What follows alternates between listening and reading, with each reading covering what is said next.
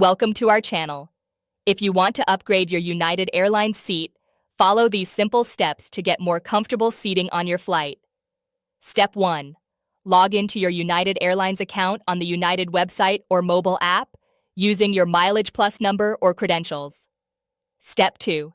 Navigate to My Trips and find the reservation you want to upgrade. Step 3. Click on your reservation to view the details and look for seat upgrade options. Step 4. Review available upgrade options, which may include Premium Plus, Business, or First Class, along with their prices. Step 5. You can use cash, miles, or a combination of both to purchase the upgrade depending on availability. Step 6. Select your preferred upgrade option and proceed to payment if paying with cash or miles. Step 7. Complete the purchase by confirming your selection and payment method. Step 8.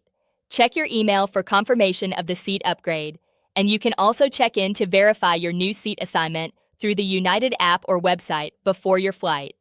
Don't forget to like this video and subscribe to our channel.